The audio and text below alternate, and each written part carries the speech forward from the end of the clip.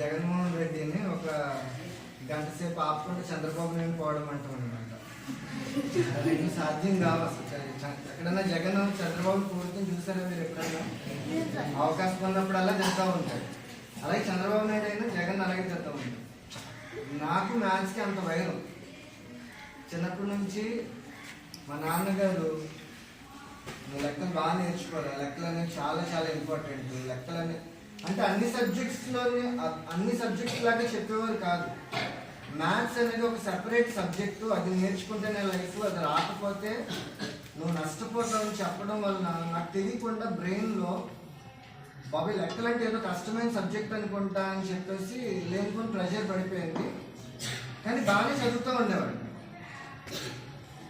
అన్ని సబ్జెక్ట్స్ 50కి 45 మార్కులు అలా వస్తూ ఉండేవి. లెక్కలు మాత్రం ఒక 35, 37, 50కి అట్లా వస్తూ ఉండేవి. అలా నా లైఫ్ నడుస్తున్నప్పుడు 5th క్లాస్లో ఒకసారి వచ్చారు. ఆయన గురించి చెప్పాలి, ఎందుకంటే ఆయన పేరు జాషువా అనమాట. వచ్చి ఆల్ ఆఫ్ సడన్గా వచ్చేయమని వాడంటే 17, 16 సార్ ఎంత అని అడిగేవాడు. ఒక సెకండ్ టైం ఇచ్చేవాడు, చెప్పకపోతే కేన్స్తో కూర్చుని కొట్టేసేవాడు. ఆయన దెబ్బకి అప్పటికే మ్యాథ్స్ అంటే చాలా భయం ఉండేది. ఆయన దెబ్బ మొత్తం కుదిరేస్తూ మ్యాథ్స్ అనేది పక్కన పెట్టేస్తాను 5th క్లాస్లో. ఒకరోజు 8th క్లాస్కి వచ్చాను, సబ్జెక్ట్స్ అన్నీ బాగానే వస్తున్నాయి, కాకపోతే మ్యాథ్స్లో ఫెయిల్ అయిపోయాను. మా హెడ్ మిస్టర్స్ వచ్చి చూశారు. ఏంటి ప్రోగ్రెస్ కార్డులో ఫెయిల్యూర్ ఉంది, ఫెయిల్యూర్స్ ప్రోగ్రెస్ కార్డు అందరినీ తెప్పించుకున్నాను. తెప్పించుకుని చెక్ చేస్తుంటే నా స్కోర్కి ఏ గ్రేడ్లో ఉండాలి, అన్నీ అబోవ్ 45, 50కి. ఒక మ్యాథ్స్ వచ్చేటప్పటికి 18 మార్కులు రాకపోయేటప్పటికి అసలు ప్రాబ్లం ఏంటి అని చెప్పేసి నన్ను పిలిచి అంటే నన్ను ఆ సార్ని పిలుస్తారు, జోషువా గారు అనేసి ఆ సార్ని కూడా పిలిచి ఈ అబ్బాయికి అన్ని సబ్జెక్టులలో బాగా మార్కులు వస్తున్నాయి, అంటే నీది ప్రాబ్లం అని చెప్పి ఆయన ఏదో అనుకోయారు. అనుకోతే నాకు ఒక లక్ష్యం ఉండేది, ఏదైనా సరే నా మీద వేసుకుంటాను కానీ నా టీచర్స్ మీద వేయను. అసలు సిస్టర్ ఆయన ప్రాబ్లం కాదు, ప్రాబ్లం నాదే, ఆయన చాలా బాగా చెప్తున్నారు. బేసిక్గా ఆయనకి నాకు రోజు గొడవయ్యేది. ఎందుకే మనసులో ఎన్ని తిట్టుకునేవాడు అంటే ఆయన తిట్టుకునేవాడు. నిజంగా వీడు వస్తున్నాడు బాబు అని తినేవాడు. అసలు ఇంకా చెప్తా ఆయన గురించి. కానీ సిస్టర్ అందరూ మాత్రం ఆయన అసలు తప్పు లేదు, నాదే తప్పు, just because of my negligence అయితే. అప్పుడు ఆవిడ నాకు అసలు మ్యాథ్స్ రాదు అని చెప్పా. రాదు, ఎందుకు రాదు, ఈ క్వశ్చన్స్ అన్నీ లేవు, రాదు అని చెప్పా. అప్పుడు ఆవిడ ఏమన్నారంటే, రాదు అనే మాట నీ నోట్లో నుంచి వస్తుందంటే somebody is influencing on your sub conscious mind. ఇదే వర్డ్ ఇప్పటికీ నాకు గుర్తు. Somebody is influencing on your sub conscious mind. నీ సబ్ కాన్షియస్ మైండ్ని ఎవరో ఇన్ఫ్లుయెన్స్ చేస్తున్నారు. మ్యాథ్స్ అనేది చాలా కష్టమైన సబ్జెక్ట్ అని ఎవరో అడిగారు. ఇంకెవరంటే చిన్నప్పటి నుంచి మా నాన్నగారే అని చెప్పారు, నువ్వు ఓవర్కమ్ చేయాలి అమ్మాయికి, ఓవర్కమ్ చేయండి అని చెప్పారు. ఈ లోపల ట్రై చేస్తూ మొత్తం 10th ఇప్పించాను. తర్వాత ఇంటర్ బైపీసీ తీసుకున్నాను. అక్కడ నుంచి నా ట్రాక్ లింగ్విస్టిక్స్ వైపు వెళ్ళిపోయింది. కానీ మ్యాథ్స్ రాకపోవడం వలన మీరు నమ్మరు, నేను సుమారుగా 7-8 ఉద్యోగాలు కోల్పోయాను 1-2 మార్కులు తేడాతో. నేను అన్ని సబ్జెక్ట్స్లోనూ ఒక సబ్జెక్ట్ వెయిటేజ్ 30 మార్క్స్ అయితే నాకు దగ్గర కాంపిటేటివ్ ఎగ్జామ్లో 28-27 మార్కులు వచ్చేది.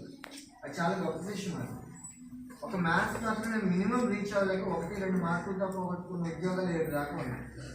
ప్రతి ఎగ్జామ్ రిజల్ట్ వచ్చిన రోజుని జోషువా సార్ అని ఆయన తిట్టుకుంటాను. మరి నువ్వు ఆ రోజు నాకు కరెక్ట్గా చెప్పుకున్నావు అంటే బాగుండేది కదా అనేసి తిట్టుకుంటూ ఉంటాను. అది ఆయన చెప్పి ఎప్పుడు మానేస్తానంటే 2023 సంవత్సరంలో న్యూ ఇయర్ రెజల్యూషన్స్ తీసుకుంటాం కదా, అంటే కొత్త సంవత్సరం వచ్చినప్పుడు ఇక మీదట ఎవరిని తిట్టకూడదు అనుకుంటా ఉన్నాను. 2023లో ఒక రెజల్యూషన్ తీసుకున్నాను. అప్పుడు నాకు పాస్టర్ని చెత్తగిట్టేవాడిని. పాస్టర్స్ తెలుసు కదా మీకు, చర్చిలో వాక్యాలు చెప్తూ ఉంటారు, పాస్టర్ తెగదెడుతూ ఉండేవాడిని. ఆ 2023 సంవత్సరంలో పాస్టర్స్ మీకు మీద తిట్టకూడదు అనేసి రెజల్యూషన్ తీసుకోండి. తర్వాత ఒక 6 నెలలు తెలిసింది ఏంటంటే జోషువా సార్ పాస్టర్ అయిపోయారు, మాస్టర్ కింద మానేసి పాస్టర్ అయ్యాడని తెలిసి ఆ తర్వాత ఆయన తిరగడం మానేసి 2023 సంవత్సరం నుంచి తిరగడం మానేసి. బట్ ఇక్కడ నేను చెప్పాలనుకుంటుంది ఏంటంటే నా క్లాస్ పిల్లలు కూడా అదే చెప్తూ ఉంటాను, నాన్న మీకు ఉద్యోగం కావాలి, మిమ్మల్ని మీరు సంస్కరించుకోవాలనుకుంటే 3 సబ్జెక్ట్స్ మీ లైఫ్లో చాలా కీ రోల్ ప్లే చేస్తూ ఉంటాయి. ఒకటి మ్యాథ్స్ అనేది చాలా ఇంపార్టెంట్. మీకు ఉద్యోగాలు రావాలి, చాలా ఫాస్ట్గా ఉద్యోగాలు రావాలండి.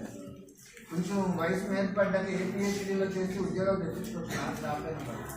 కానీ మన ప్రైమ్ టైంలో ఉద్యోగాలు రావాలంటే మాత్రం లెక్కలు అనేది మన జీవితంలో చాలా ఇంపార్టెంట్ రోల్ ప్లే చేస్తాం. రెండోది ఇంగ్లీష్, మూడోది వచ్చి సోషల్.